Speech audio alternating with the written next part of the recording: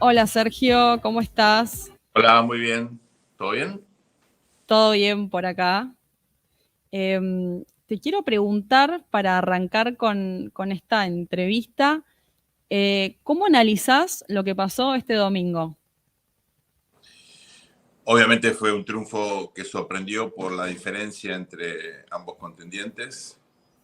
Claramente el votante de Juntos por el Cambio masivamente se volcó por Javier Milei y un porcentaje significativo también del votante de Schiaretti, más un 2% de la población que se sumó a esta segunda vuelta, se sintió interpelada, no esperábamos eso, esperábamos un número similar de participación, incluso había especulaciones que podría ser menor por el feriado, nada de eso ocurrió.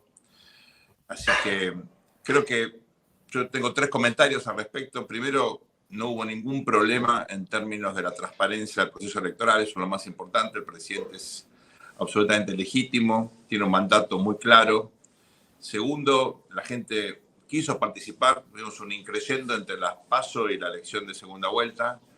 También en ese sentido la democracia funciona. Y tercero, y no menos importante, me parece que la sociedad argentina logró encontrar un vehículo para canalizar, por lo menos una parte de ella, ¿no? Una mayoría relativa, su hartazgo, su rechazo a un modelo de hacer política que tal vez tuvo objetivos distintos, pero obtuvo resultados muy malos por diferentes motivos, por a veces cuestiones externas, pero sobre todo por fuertísimos desequilibrios domésticos. Argentina termina votando en contra no solamente de un candidato, sino en contra de una manera de concebir la política. Yo creo que lo más importante de esto, más allá de cuestiones de campaña como la motosierra o cosas por el estilo, es que hay un rechazo a una forma de entender la política pública, a un Estado grande, ineficiente, que se convirtió en un peso enorme desde el punto de vista fiscal, regulatorio, eh, para la sociedad argentina, que lamentablemente terminó impidiendo que haya creación de empleo, una tasa normal de crecimiento. Todo eso, esta inflación tan, me parece, asfixiante, termina generando este vuelco. No es que la gente lo haya querido masivamente a Milei, él tiene un 29% de gente que efectivamente lo apoya, repitió ese porcentaje entre las primarias y la elección de primera vuelta, pero sí creo que el mandato de cambio, de rechazo a esta forma de entender la política es muy importante como mensaje, y eso es un mensaje más allá de la Argentina, ¿no? Aquellos que crean que haciendo emisión monetaria, aumentando la carga tributaria, sobreregulando la economía, interviniendo en los mercados, asfixiando el crecimiento, se logra algo, bueno, están equivocados. La única manera de lograr una sociedad más justa y más equitativa es con mayor competitividad, con mejor educación, con mejor salud, con mejores bienes públicos en general, eh, siendo más competitivos, exportando más y mejor, buscando el progreso económico y social como lo hicieron los países que lo lograron, no con, digamos, soluciones entre comillas mágicas que terminan con estos desastres, ¿no? Y te pregunto, hablabas de la diferencia que sacó Javier Milei sobre Sergio Massa. ¿Vos crees que esta diferencia lo habilita a Javier Milei o le da un apoyo popular que le permita llevar adelante las reformas y las políticas que son transgresoras para Argentina, ¿no?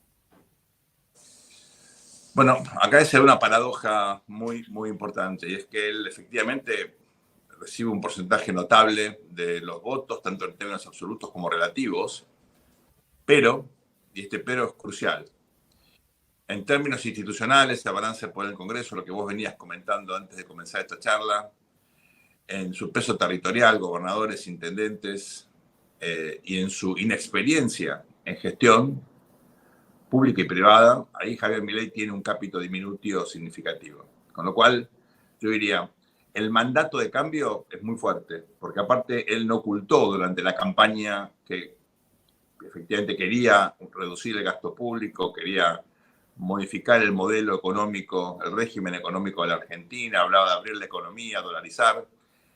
A diferencia de Menem, que ganó con un discurso populista y giró hacia el mercado, en el caso de Milei hay un mandato explícito. quiero remarcarlo porque es muy importante, ¿no? Y la gente que lo votó en segunda vuelta, si bien él atenuó un poquitito las aristas más transgresoras o más controversiales de su propuesta entre el 22 de octubre y el 19 de noviembre, de todas maneras lo ratificó en el debate, digamos, nadie dudaba que Milei era esto, ¿verdad? Ahora, de ahí a que él tenga la capacidad de llevar adelante estas reformas, los equipos, la sofisticación en términos de negociación, la capacidad de ampliar el consenso en términos institucionales. Bueno, ahí hay todo un gran enigma que solamente el tiempo nos va a permitir develar, pero que en principio lo pone a Milei en una situación obviamente muy compleja, porque es al mismo tiempo el presidente tal vez más fuerte en términos de mandato, pero más débil en términos institucionales que haya tenido este país en estos 40 años de democracia. Y en este esquema de, bueno, Javier Milei electo presidente y este sistema que, digo, ya vimos una reconfiguración parcial en Juntos por el Cambio, pero ahora con la derrota de Sergio Massa asistimos a una reconfiguración total del sistema como lo conocíamos o como se venía dando. Hemos tenido un terremoto el domingo pasado y siempre cuando pasan esto hay luego digamos, hay como, tardan las placas tectónicas en volver a tener algún equilibrio, ¿no? Con lo cual va a haber otros cimbronazos, indudablemente. Ahora, aquí, en política, esto es un sistema, no hay que ver aislada la oposición. Te adelanto un poco el argumento de mi columna del viernes en La Nación, que justo la estoy elaborando. Spoileamos un poquito. Sí, me viene bien la charla como ping-pong con vos. Espectacular. Pensando en la política como sistema, lo que haga la oposición va a depender obviamente de lo que haga el oficialismo y sobre todo del éxito relativo o no de justamente esta agenda transformacional que propone Javier Milei. Te doy dos ejemplos, ¿no? Un oficialismo exitoso, como fue en su momento el de Menem, entre el 89 y el 97, cuando de ahí había un hartazgo a la sociedad, había una vocación de cambio, por lo menos de la mayoría relativa. Eso se vio en la elección del 97 y sobre todo en la del 99. Un gobierno fuerte como fue el de Néstor Kirchner, ¿no? 2003, 2007, y después el de Cristina, que empezó muy mal, pero que se recompuso a partir sobre todo de la muerte de Kirchner y de la recuperación económica 2010, 2011, ¿no? Hasta el 2013, ahí tuviste, digamos, dos enviones fuertes de gobiernos que se impusieron y que dominaron la escena política. Bueno, en esos casos la oposición tardó bastante tiempo en organizarse. En el caso de Menem, 8 años, y en el caso del kirchnerismo, 10. Hasta el 2013, hasta que curiosamente Sergio Massa ganara en la provincia de Buenos Aires, la oposición no logró encontrarle la vuelta. Vos dirías, bueno, también, pero de Narváez le ganó a Néstor en la provincia, es cierto, pero bueno, esa victoria no fue capitalizada políticamente, no hubo una construcción como sí en su momento fue la de Cambiemos, que obviamente lo dejó al costado a Massa, pero digamos, supo capitalizar ese vector de cambio que efectivamente emergía en la sociedad argentina. Eso tiene que ver con gobiernos que por diferentes motivos te gustan, no lo que hagan, eso es irrelevante, hicieron cosas totalmente opuestas, ¿no? Menem y Kirchner, pero eran, digamos, gobiernos legítimos y con un apoyo sustantivo en la sociedad. Gobierno fuerte, oposición débil y sobre todo hay vocación de división de la oposición por parte del gobierno y siempre incentivos de muchos opositores a sumarse al proyecto exitoso, ¿no? Pasó obviamente con Menem, que supo incluir naturalmente a la UCD, al desarrollismo, al partido intransigente, era un atrapatodo, ¿no? Era un típico modelo catch-all, como decimos los politólogos. Kirchner lo mismo, la concertación plural, la transversalidad, una vocación de ir sumando, también de cooptar la sociedad civil, ¿verdad? Entonces el espacio, los recursos, el espacio simbólico y político para la oposición se reduce. Lo contrario también aplica, ¿verdad? Un gobierno que se fue debilitando sobre todo a partir del golpe del 87, de Semana Santa como el de Alfonsín, un gobierno como el de la Rúa, que nunca empezó, nunca cuajó, un gobierno de Macri, gobiernos débiles, un gobierno como el de Alberto Fernández, ¿verdad? Posibilita, le da espacio a la oposición o a las oposiciones para efectivamente crecer, desarrollarse y generar alternancias, ¿no? En el caso de Alberto Fernández, a dos oposiciones distintas, Juntos por el Cambio en 2021 y a la Libertad Avanza en 2023. Es decir, claramente la gente buscaba una opción, no quería esto, no quiso dos elecciones seguidas.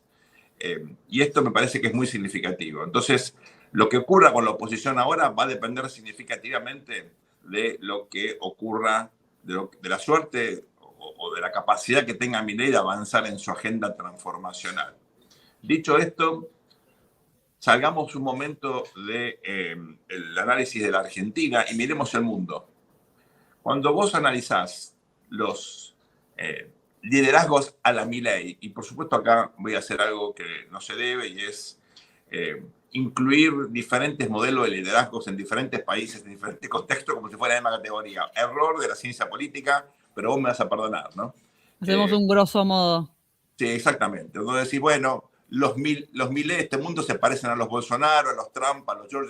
La verdad que nada que ver, son dos cosas totalmente diferentes. Trump es proteccionista, Milei es librecambista, Bolsonaro tenía 28 años de experiencia apoyado por los militares, una coalición, digamos, sobre todo de la nueva agricultura.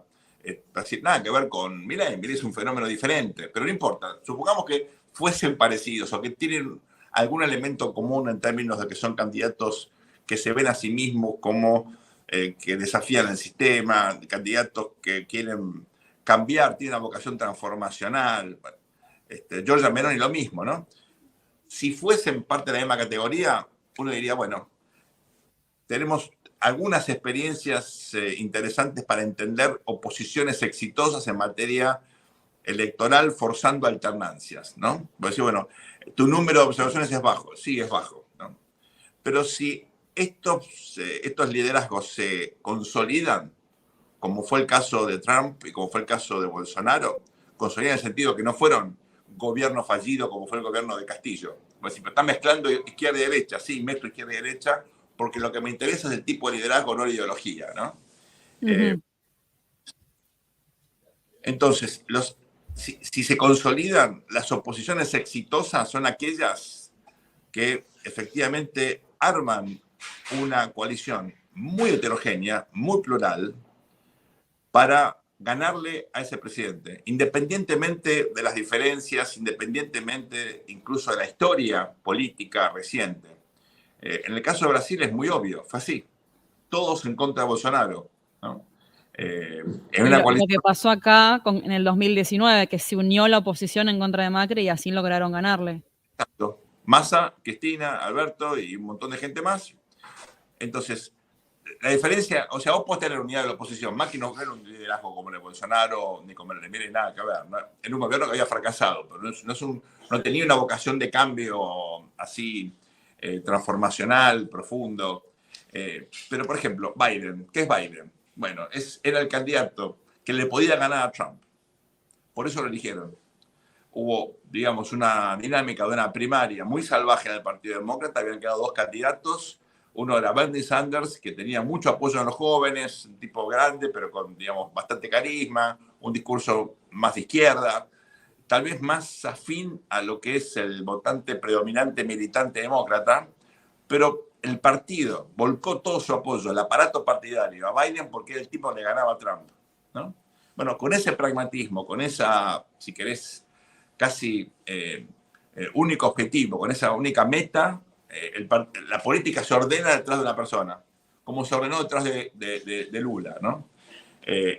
Eso es para vencer, en todo caso, a casos exitosos de liderazgo transformacionales, ¿verdad? No sabemos qué va a pasar, obviamente, con Giorgia Meloni.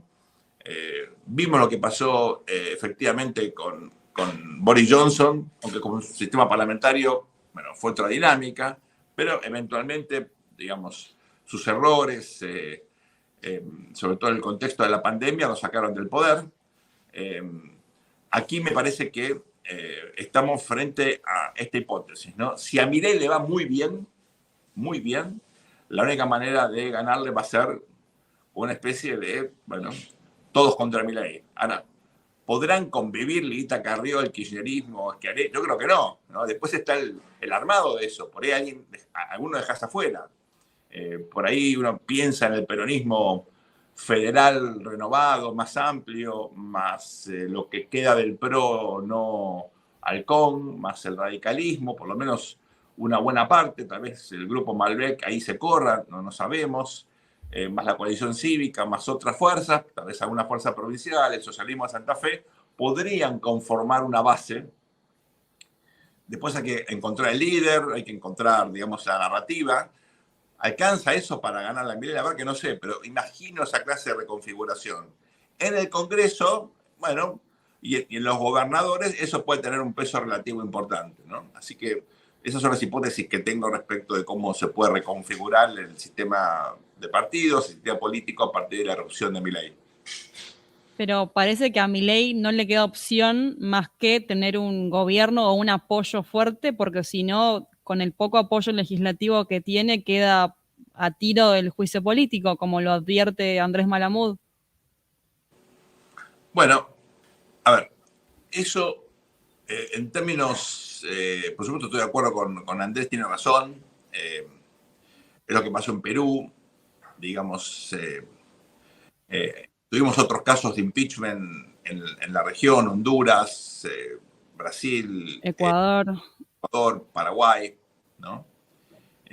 Con lo cual uno no puede descartar que eso ocurra, que entremos en una dinámica de conflicto entre poderes, con un bloqueo del Congreso, como no hay mecanismos de democracia directa discrecionales del Ejecutivo, vos podés gobernar en parte con consulta popular, pero necesitas el apoyo del Congreso para que eso ocurra, igual que una reforma a la Constitución, con lo cual digamos, Milei no tendría los instrumentos como para enfrentar al Congreso.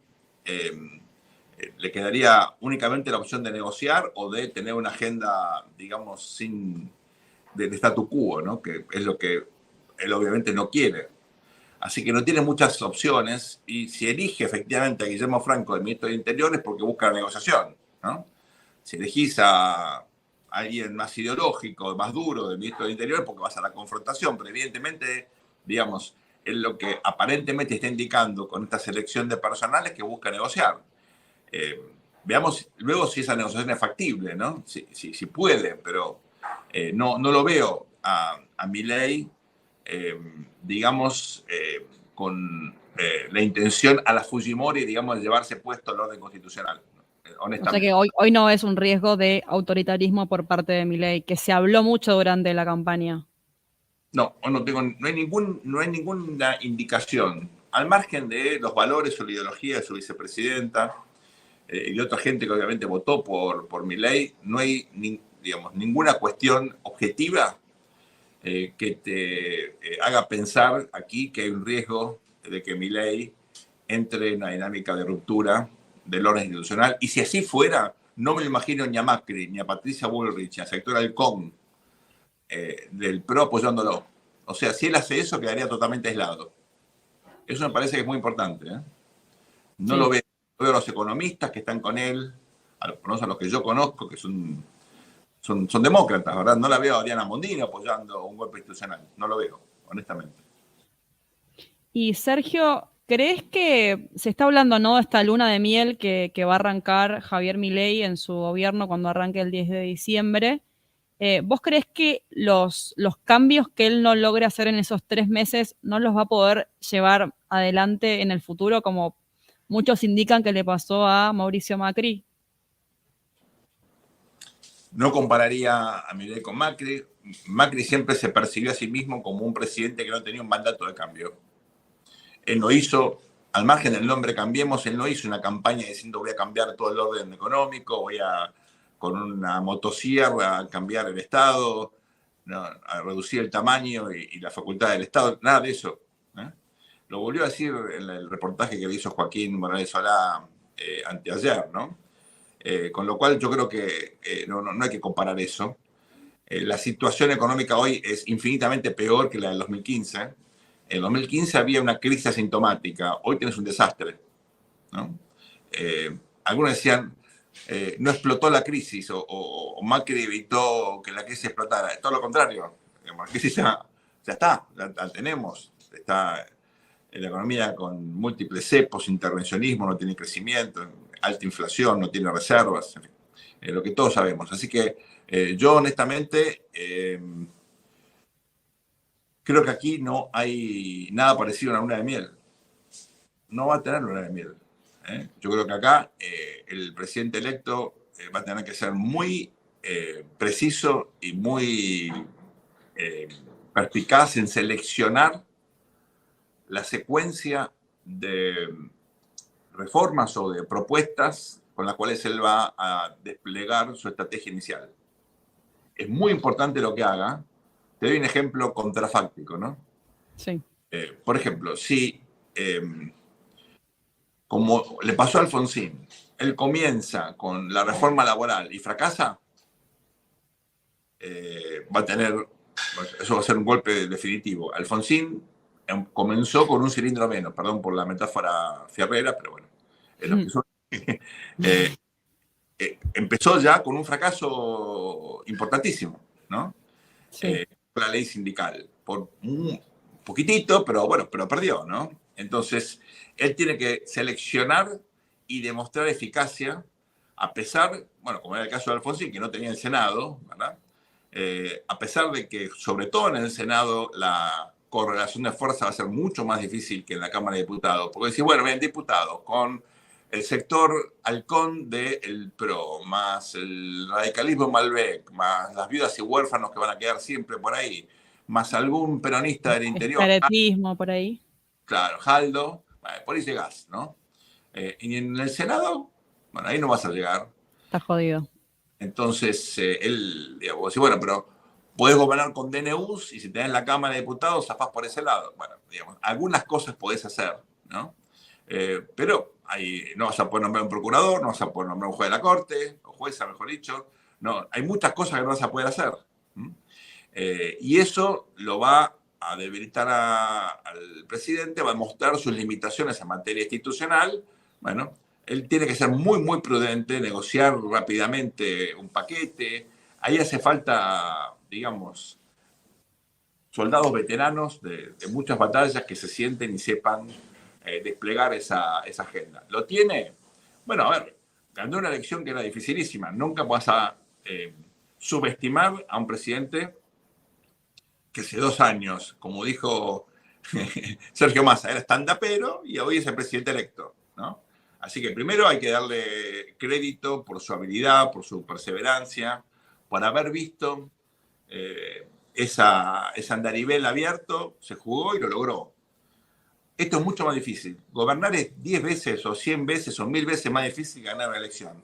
Ganar una elección es dificilísimo, llegan muy poquitos, pero gobernar siempre es mucho más difícil. Sí, ¿no? Decirle a Macri, ¿no? Bueno, ahí tenés. Y en este punto que vos decís de ser muy calculador, muy metódico, estratégico, ¿qué te parece esta decisión que ayer difundieron de no designar a ningún ministro hasta que asuma como presidente? Si bien trascendieron nombres, pero pareciera como que están queriendo ser estrictos con sus medidas. Medio contradictorio, porque fíjate que el propio Milei ayer a la mañana en un reportaje en la radio se ocupó él de designar gente. Con lo cual ahí me parece que hubo una improvisación en el medio, un volantazo, porque si no vas a designar, no designes. Si vas a designar, designá. Si vas a tener un método de elegir así periodistas amigos para hacerlo, buenísimo, pero te debe tener, digamos, algo más o menos armado. Evidentemente cambiando de opinión en el medio porque se armó un lío bárbaro, ¿no? Mira, hay 2 momentos igual muy, muy horribles en la política. La política siempre es fea, ¿no? Vos te preguntabas, ¿y por qué te dedicas a esto? Bueno, yo te explicaría, pero siempre en la política es lo peor del ser humano, las miserias más grandes. Pero hay 2 momentos donde la política es peor que en el promedio, ¿no? ¿Cuáles son? En el momento en que cierran las listas para una elección y en los momentos en el cual se distribuyen los cargos. Ahí ves lo peor de la política, donde todo vale, las zancadillas, las traiciones. Bueno, eso es lo que estamos viendo ahora, ¿eh? Así que vas a ver gente que cree que se está comprando un traje nuevo y lo va a tener colgado toda la vida, nunca lo va a usar.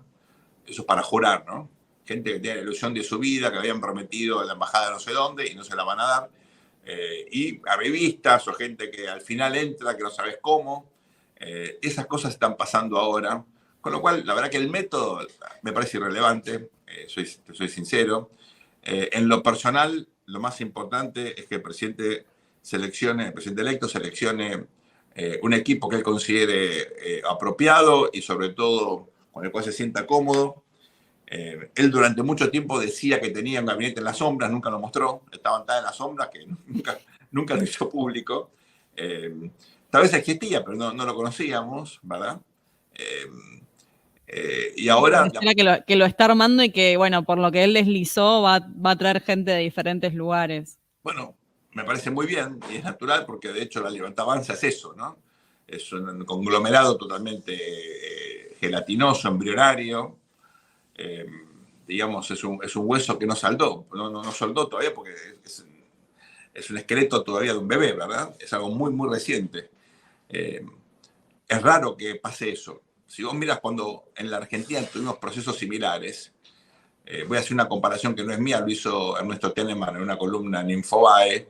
Si yo te preguntas, ¿qué antecedentes hay de que en 2 años alguien haya armado un aparato, un dispositivo de poder, llamarlo así, pero no es un partido, no es una coalición, pero es un dispositivo de poder tan eficaz y haya logrado democráticamente llegar a la presidencia? Bueno, Perón entre 43 y 46, ¿no? De secretario de Trabajo y Previsión, un cargo relativamente menor, a presidente de la Nación después del 17 de octubre. Acá no tuviste un 17 de octubre, la movilización masiva, pero indudablemente Javier Milei desde la nada construyó un proyecto político exitoso. Entonces, cuando pasa esto, naturalmente, bueno, armás un aparato político con lo que hay, ¿no? Con las viudas y huérfanos del sistema. Perón, ¿cómo lo hizo? Con un sector de Forja, que venía del radicalismo, parte del Partido Conservador, un sector del socialismo, cachos, pedazos. Por supuesto, el Partido Laborista que armó él, pero tenía un envión del sindicalismo más, digamos, apartidario, que no estaba metido en la lógica de la izquierda argentina, el sindicalismo soreliano. Con todo eso, él armó una fuerza que obviamente forjó a su medida. En el interín a cualquiera que le hacía sombra, bueno, se lo sacó de encima, incluso en el caso de Perón mandando gente en cana, ¿no? Como Cipriano Reyes, por ejemplo, o Luis Gay, los tipos que la armaron el 7 de octubre terminaron presos los dos, ¿no? Porque Perón no quería a nadie que le hiciera sombra, era su liderazgo así, unipersonal, él era una especie de dios sol, ¿no? Bueno, algunos creen que Milei va a repetir eso, ¿no? Vamos a ver si lo logra. Otros creemos que va a ser distinto, es otro mundo, otra Argentina, es imposible mantener un estilo de liderazgo de esas características hoy, sobre todo sin las Fuerzas Armadas y sin caer en los excesos autoritarios que cayó justamente ese primer peronismo, ¿no? A diferencia del Perón que volvió del exilio. Entonces, hago esa comparación histórica porque efectivamente, cuando vos mirás qué tipo de andamiaje o instrumento o dispositivo político ha creado Milei, es una cosa súper plural. No me sorprende que ahora haga lo mismo, ¿no? Y para ir cerrando, Sergio, ¿qué desafíos le ves en el plano internacional o regional? Porque, bueno, ya vemos que está teniendo una relación, bueno, una vinculación con Bolsonaro, con Trump, en detrimento de los presidentes en ejercicio de esos países, Lula y Biden.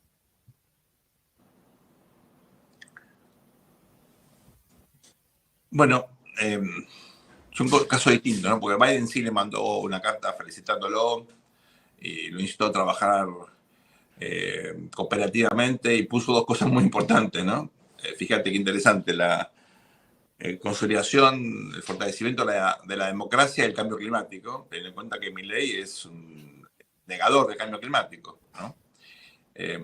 Lo cual, pie de página, pone de manifiesto que el medio ambiente de la Argentina no le importa a nadie, o por lo menos no le importa al 55% que lo votó Milei, ¿no?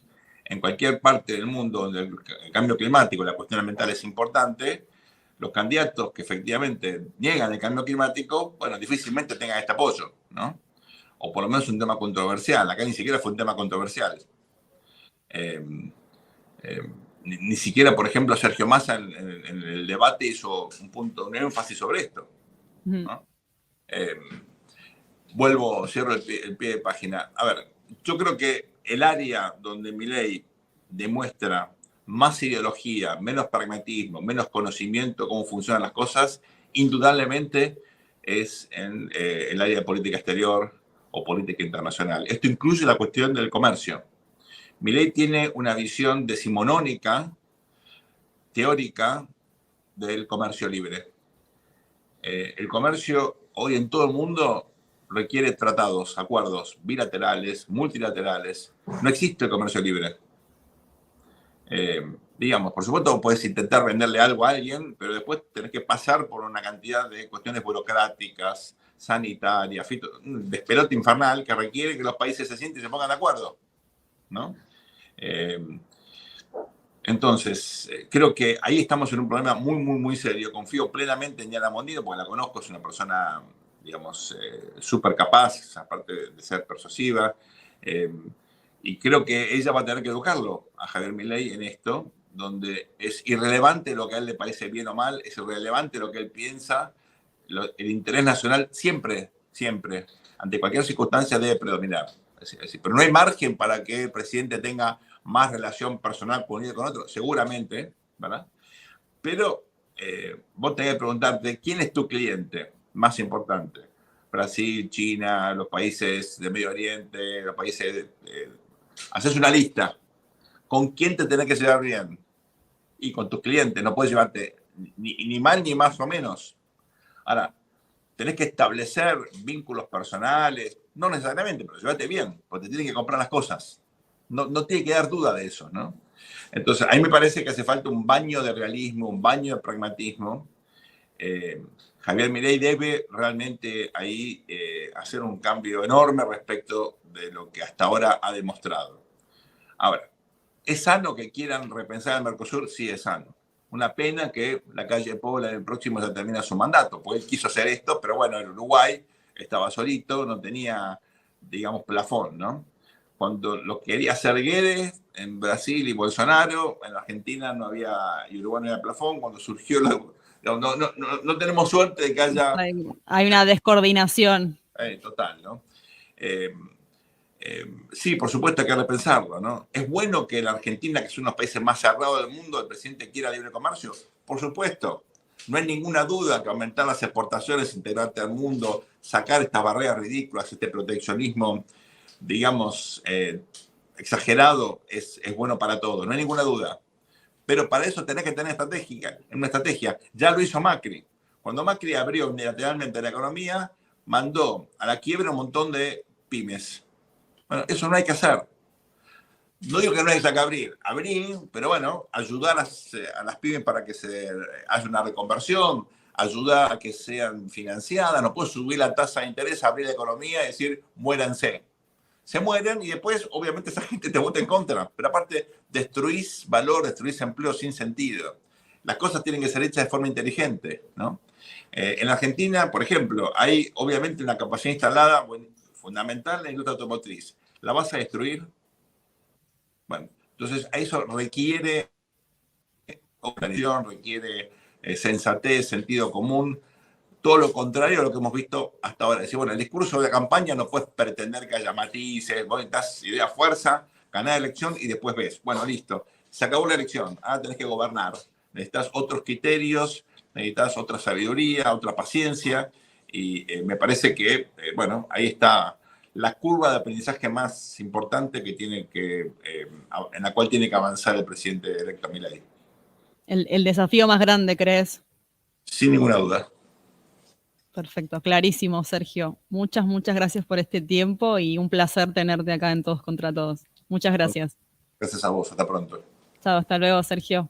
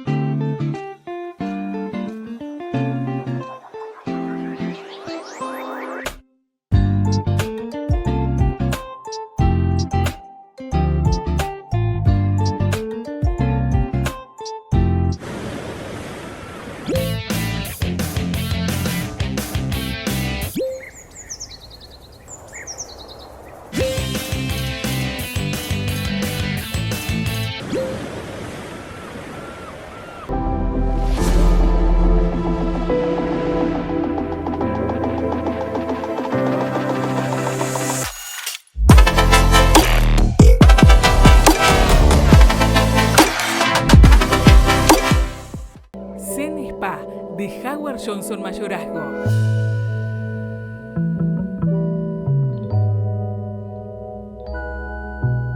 Zen Spa, donde tu mente encontrará su estado de serenidad.